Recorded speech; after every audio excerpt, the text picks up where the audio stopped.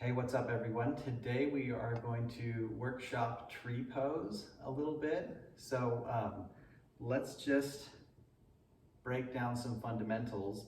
It's a balancing pose. It can be done on the back. So if your difficulties in tree is that your hip is really tight and the stretch is causing you to have a hard time focusing on balance, you can start just by doing a lot of recline tree, which is a beautiful pose to do in your bed, a restorative pose. Great way to start, finish practice, etc. You can do it holding on to the wall, right? You could do it if you're practicing outside. You could hold on to a tree while doing tree pose. So holding on to something is going to help your balance, but you'll still be developing balance. You'll still have to use some balance to have one hand and one foot being your support system.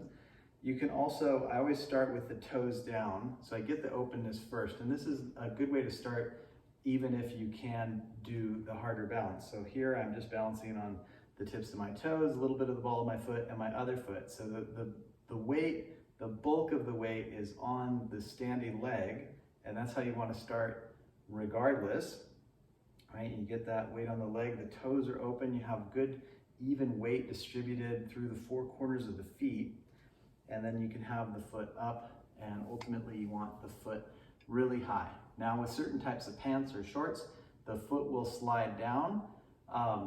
If you dig your heel in, it's a pressure point massage therapy, and the foot will stay still. But even with the most slippery yoga pants may be an issue. So if you're practicing certain poses and your clothes are slippery, you're going to want to notice which clothes are better or worse for that and plan accordingly.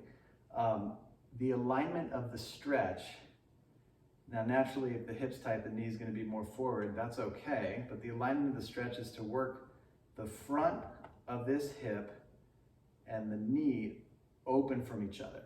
So you get a big opening, and it's very important that you look in the same direction. The floor is good. In a class full of wobbling people, it's extra hard. So if you want to work on your balancing poses, doing it by yourself at home gives you an advantage. Looking at the floor or just the wall is really good. And eventually you can look around more and you'll have the balance and relaxation and confidence. You're drawing into the core as always, not in a tense way, but in a supportive way. And it might help just to have your hands lower. Otherwise, the arms can be lifted, and then it becomes a dynamic pose where the shoulders and armpits are both opening and you're toning your back and adding a little bit more complexity to the balance. The foot starts to get really sore after a long hold. So when you come out of it, sometimes it might be good to shake out the foot before going into the other side.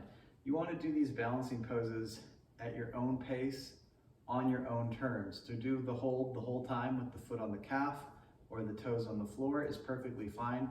If you know one of your knees is injured, then I would recommend that you do the modified version on both sides.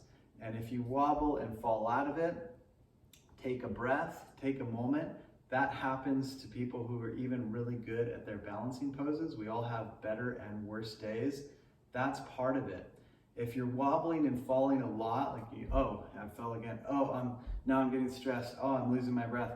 Hold on to something. I see people that neglect to hold on to a wall, and they're trying to get their stretch, and then it's time, and then the class moves on, and they're like, they didn't even do it. So don't think that holding on to the wall is giving you less of an experience. In many cases, it's giving you more. So remember your options. You do the little toes on the ground, the heel. You don't want to push against the knee. If the foot is on the knee and is really light, technically that would be okay, but I always discourage having the foot pushing against the knee. It's just not good to push against the joint in that sideways manner. That's not the way the joint is meant to move. So we have the tree, we apply the fundamentals, we arrange the arms however it is we need for balance. We focus on the eye gaze, very important. And of course the breath. When you're breathing smoothly, you're going to have a clear mind, and it will ultimately assist with the body-mind connection. So notice where your issues are. If you're really lacking core, work on that. If your feet get sore, then do strengthening exercises and arch developing exercises for your feet. If your hips are very, very tight, do reclined hip openers, seated hip openers. When you combine all these aspects, it's going to make the whole pose just seem a lot more natural, free, and easy. If you would like to do longer practices and or workshops on balancing poses and other themes of practice, then consider joining the membership platform. There's a link in the description below. Also, if these little breakdowns are valuable to you, you can send a one-time donation for these type of classes or the short forms that I'm posting publicly. So thank you again very much, and look forward to more practice together real soon. Peace.